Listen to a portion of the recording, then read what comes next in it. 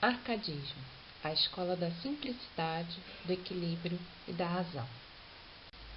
Bom, agora nós vamos entender um pouquinho do contexto histórico do movimento Arcade, que acontece ali por volta do século XVIII, por isso que ele é também chamado de movimento setecentista, porque acontece ali pelos anos de 1700.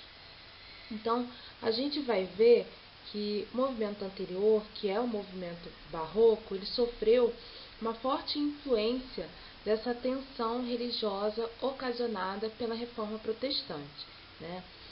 E aí, o que acontece?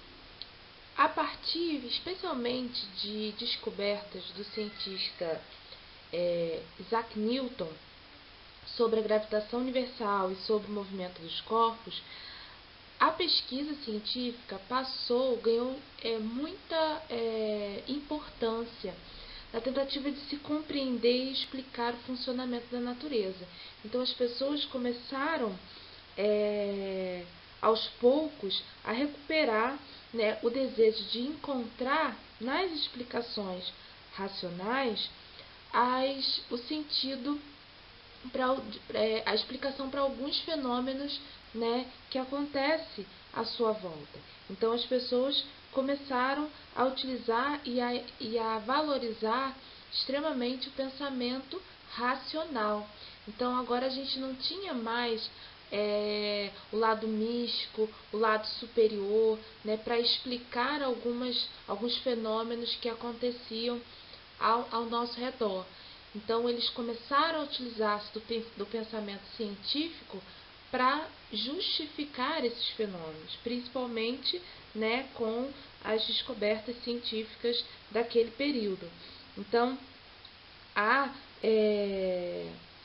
uma substituição desse pensamento religioso, né, dessas explicações religiosas, pelas explicações científicas e racionais. Então, grandes filósofos como Descartes, Rousseau, Voltaire, Montesquieu, eles vão adotar a razão como parâmetro para analisar crenças, opiniões políticas, a forma como a sociedade se organiza, né?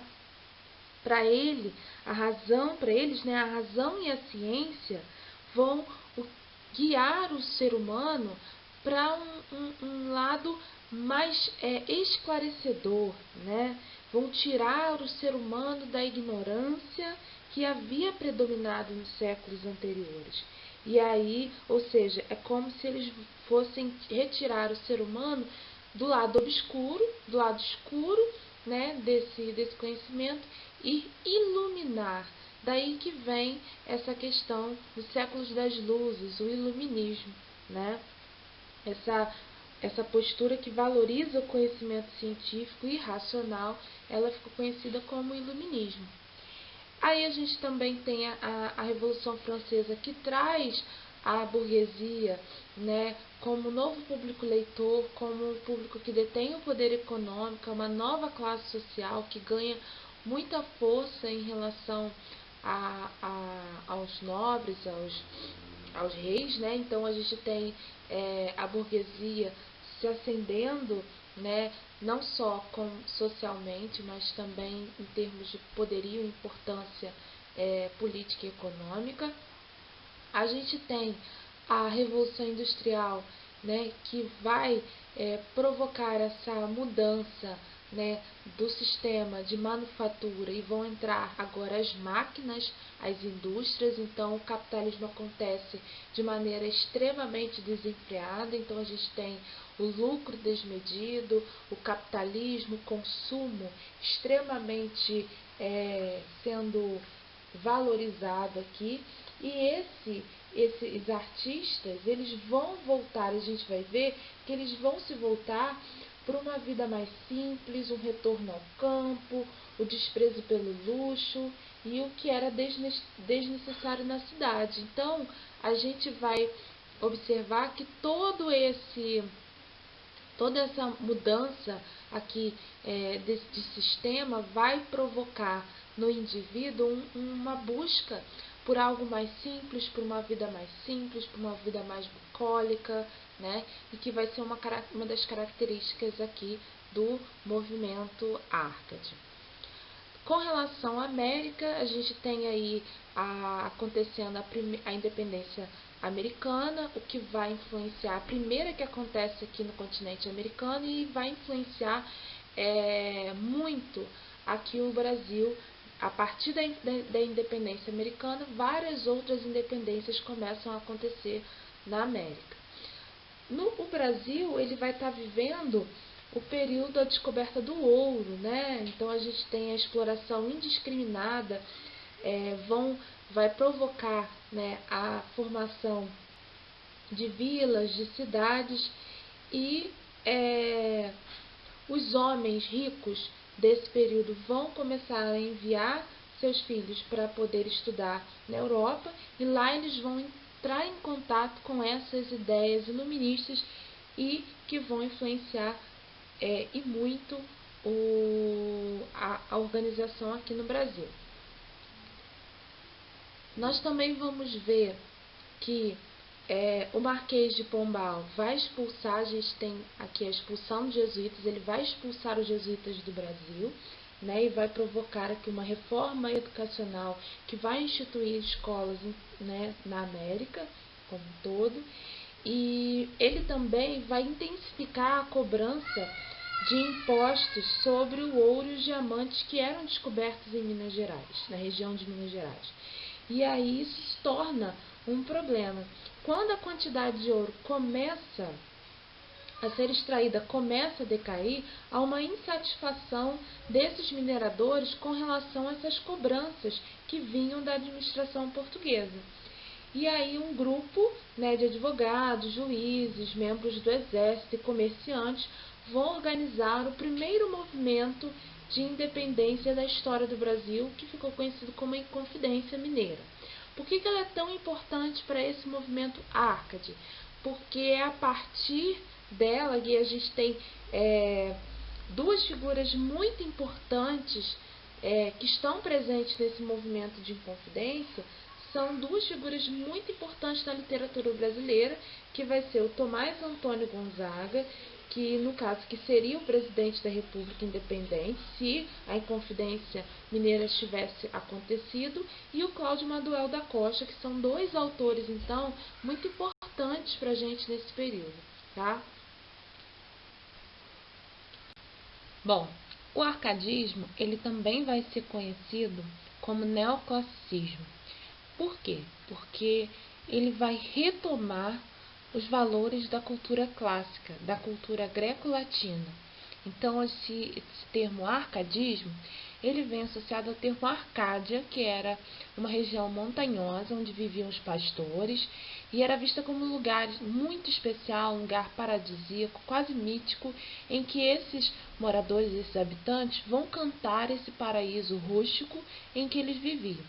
Então, eles vão restaurar, né? Então esses autores Árcades, eles vão restaurar esse estilo dos poetas clássicos renascentistas com o objetivo de combater o rebuscamento barroco. Então, a gente viu que a estética barroca ela marcada pelo exagero, enquanto que o arcadismo vai ser marcado pela simplicidade e pelo equilíbrio, né? Então, a gente tem toda essa busca, né, por essa simplicidade vai estar presente na linguagem, vai estar presente na construção dos textos, vai estar presente na temática abordada nos poemas, tá? Então a gente tem a retomada aqui de valores e de características da cultura greco-latina, tá? Então a gente tem o culto da razão, como a gente já viu, né? O racionalismo vai estar bastante presente. A gente já falou aqui desse combate a esses adornos barrocos que eram considerados pelos Árcades extremamente exagerados. A gente vai ter a prevalência de uma vida simples, em harmonia com a natureza. A gente vai ter por conta disso, a desvalorização do luxo, da riqueza, da ambição, a referência a seres da mitologia clássica, né, sem atribuir, obviamente, algum caráter religioso a essas figuras, tá? E aí a gente vai observar que quando a gente fala, por exemplo, desse combate ao rebuscamento barroco, desse exagero, o neoclassicismo, que é o arcadismo, ele não vai fugir muito disso também, porque a repetição insistente que eles vão fazer desse cenário natural, desse cenário idílico, paradisíaco, né? Foi uma forma que os autores encontraram também de passar e de divulgar ideais de simplicidade, de uma sociedade mais justa, mais igualitária. Só que a repetição constante dessas formas e dessas temáticas vai tornar esse texto também um pouco artificial. E aí a gente vai ver uma mudança muito rápida para o próximo movimento, que é o romantismo. Tá? Então, também essa simplicidade tinha uma função, que era justamente passar, né, nessa simplicidade esses valores e uma proposta de uma vida muito mais simples, sem a sofisticação das características da corte europeia. Então, é através dessa simplicidade que o poeta Arcade vai tornar o seu texto uma espécie de propaganda, que o resultado final vai ser modificar a mentalidade da elite daquele período. Então, combater, no caso, a futilidade, o exagero, né, e todos aqueles requintes que estavam bastante presentes na sociedade daquele tempo. Então, para resumir, vamos falar das características específicas desse movimento Arcade. Então, a gente tem o culto do otimismo, da alegria de viver, a confiança no progresso, na ciência, ou seja, a razão é que vai predominar aqui, né? A capacidade do ser humano de dominar a natureza e o conhecimento, né? A imitação dos autores greco-latinos e renascentistas, então a gente vai ter várias referências, não só no modelo de construção dos poemas, também referências a seres da mitologia greco-latina. Esse ideal de simplicidade que a gente falou, de naturalidade, da busca de uma vida sem muitos luxos, né? Até mesmo a busca de uma vida bucólica, essa questão do bucolismo, ela está muito relacionada a tudo aquilo que é relativo a pastores, a rebanhos, a vida aos costumes do campo. Então, as características Árcades, né, de apresentar nos poemas cenários de vida campestre, cenários de vida pastoril, vai ser chamada, né, de bucolismo. Então, uma das características aí, esse ideal de simplicidade, de naturalidade, vai estar presente nessa característica denominada bucolismo, tá? O pastoralismo também é uma das características, porque é o fato dos poetas e das suas musas, das suas amadas, serem identificadas nos poemas como pastores. Então, a troca dos nomes, né, dos membros das Arcádias, né, dessas escolas, dessas práticas, foi uma forma eficiente de eliminar as marcas de uma origem nobre ou plebeia. Então, se a intenção era, né, tornar uma sociedade, né, mais justa e mais igualitária, então houve-se a troca desses nomes de nobres, ou de plebeus, por um nome mais neutro, vamos dizer assim, tá? Então, todos os membros vão ser chamados pelos seus pseudônimos, né? E aí isso estabelece uma espécie de uma nobre simplicidade, que eliminava tudo aquilo que poderia ser associado a artificialidade e à hipocrisia da vida da corte.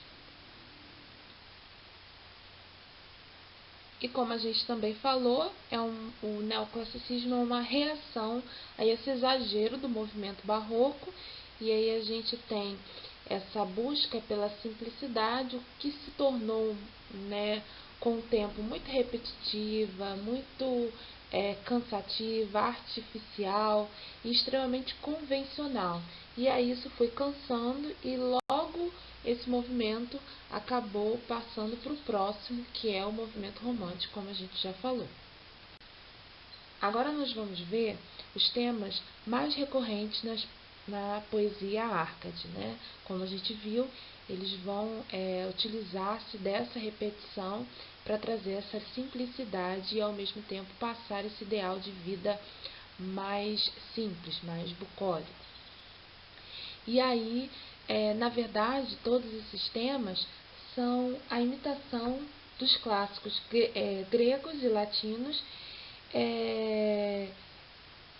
que trazem, né, a filosofia de vida do mundo antigo. Então, são referências ao estilo de vida ligado aos clássicos greco-latinos. E o primeiro que a gente tem aí é a referência a personagens mitológicos utilizados alegoricamente, ou seja, utilizados como referências.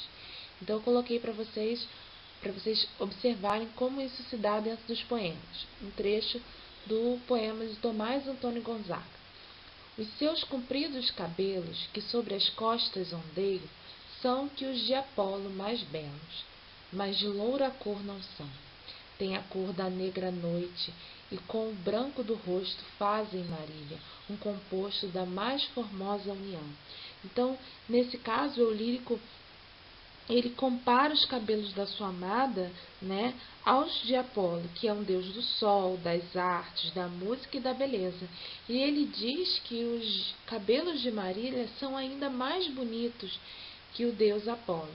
Então, a gente vai ver várias referências a seres da mitologia grega durante os poemas Árcades. Uma outra característica é o bucolismo e pastoralismo. A gente já viu que o bucolismo é essa vida simples, essa vida campestre, essa vida ligada às coisas do campo, e o pastoralismo é justamente o sujeito lírico sempre caracterizado como um pastor, a sua amada sempre caracterizada como uma pastora. Então, tem quem fala nesse poema é um lírico que é um pastor, que cuida das ovelhas, que cuida da vida do campo. E aí a gente vê muito bem essa característica nesse poema, nesse trechinho do poema de Cláudio Manuel da Costa. Já me enfado de ouvir este alarido com que se engana o mundo em seu cuidado. Quero ver entre as peles e o cajado se melhora a fortuna de partida. Ele está dizendo que se engana quem acha que a vida boa estaria no luxo e na riqueza. Ele quer viver uma vida entre as peles e o cajado, ou seja, entre uma vida simples, bucólica, pastoril. Aquele adora as roupas de alto preço, um siga a ostentação, outro a vaidade. Todos se enganam com igual excesso. Ele diz que aqueles que valorizam as roupas de alto preço, a vaidade, a ostentação, se enganam. Eu não chamo a isto já a felicidade. Ao campo me recolho e reconheço que não há maior bem que a soledade. Então, ele não chama essa vida de ostentação e de luxo de felicidade. Ele reconhece que a felicidade estaria numa vida simples, de uma vida no campo. A gente vai ver um outro poema, agora do Tomás Antônio Gonzaga, que também traz essa característica. Eu, Marília, não sou algum vaqueiro que viva de guardar alegado, de tosco trato, de expressões grosseiras, dos frios gelos e dos sóis queimados. Tenho um próprio casal e nele assisto. Dá-me vinho, legume, fruta, azeite, das brancas ovelhinhas tiro o leite e mais as finas lãs de que me visto. Graças, Marília bela, graças à minha estrela. Então ele fala aqui para Marília que ele não é qualquer vaqueiro, ele tem o seu próprio gado, é de onde ele retira o seu sustento, ele tira terra os legumes, as frutas, o azeite. Ele cuida das ovelhas, de onde ele tira o leite, ele tira a lã em que ele faz as suas roupas. Então, ou seja, é uma vida pastoril, é uma vida bucólica, é uma vida sem muito luxo, né? Irás a divertir-te na floresta, sustentada, Marília, no meu braço.